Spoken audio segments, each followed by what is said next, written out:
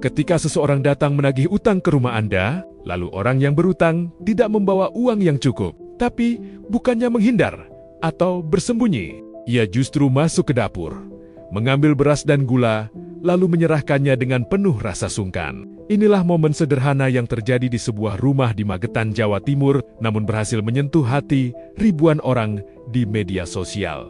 Video kisah ini pertama kali diunggah oleh akun Instagram NLD Hai05. Tak butuh waktu lama, rekaman tersebut langsung menyebar luas dan ditonton ratusan ribu kali. Di dalam video itu terlihat seorang nenek lanjut usia duduk dengan wajah yang tampak penuh rasa tidak enak hati. Di tangannya ada sebuah kantong plastik. Di dalam kantong itu terdapat beras, gula, dan sejumlah uang.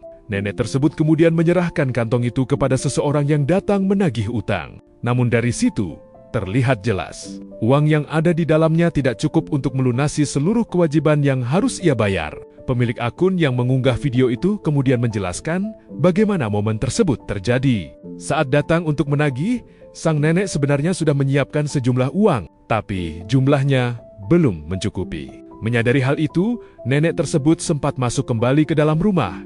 Beberapa saat kemudian, ia keluar lagi. Namun bukan membawa tambahan uang, ia justru membawa beras dan gula dari dapurnya sendiri. Barang kebutuhan sehari-hari yang seharusnya ia gunakan untuk makan. Bagi sebagian orang, mungkin beras dan gula hanyalah bahan dapur biasa. Namun, bagi nenek itu, dua barang tersebut menjadi simbol kesungguhan untuk tetap menepati kewajibannya. Di dalam video, ia beberapa kali mencoba menyerahkan beras dan gula itu kepada penagih utang, seolah ingin memastikan bahwa dirinya tidak lari dari tanggung jawab. Namun respons dari orang yang menagih justru membuat suasana semakin menyentuh. Ia menolak menerima barang-barang tersebut. Dengan nada tenang, ia mengatakan, "Tidak usah, itu buat makan di dalam." Iya, mana.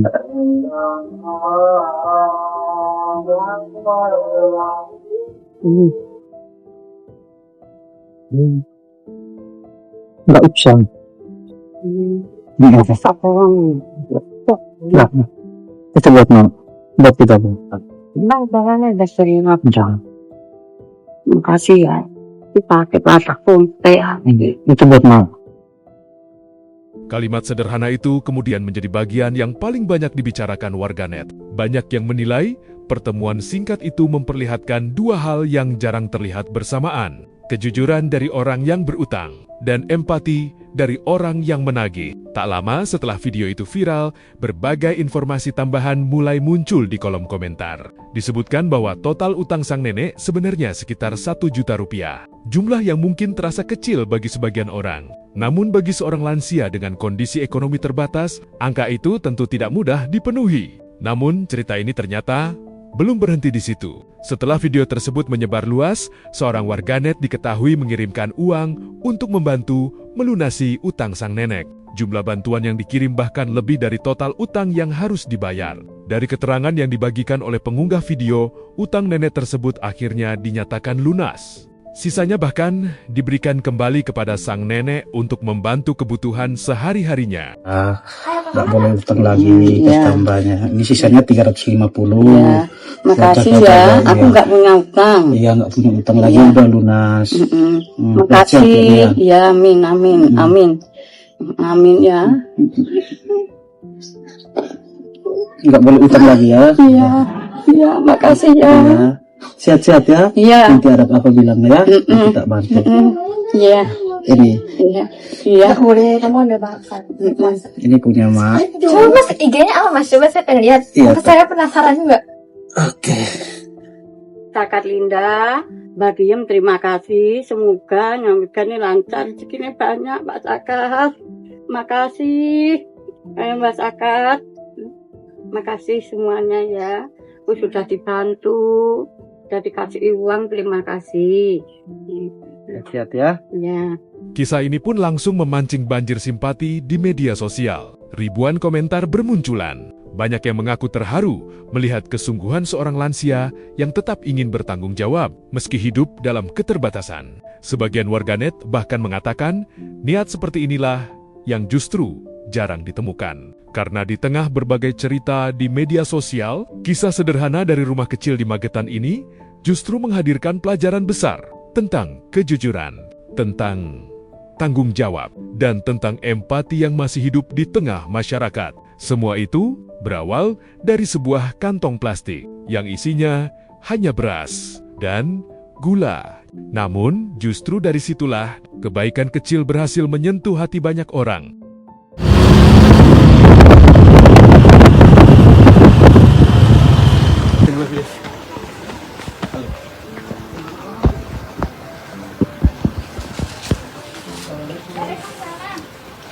Halo Bu.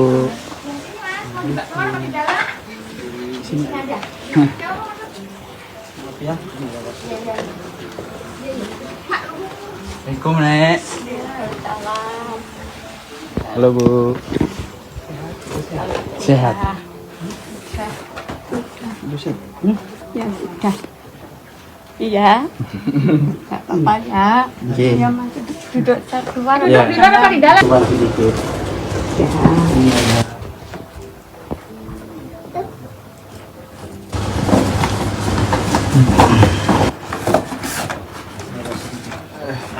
Upload dari teman-teman tadi juga ada nitip dikit buat nak upload ini. Kurang mak ya. Sehat-sehat. Itu berkatnya mak, saya cuma pengantara aja, saya nggak Ya.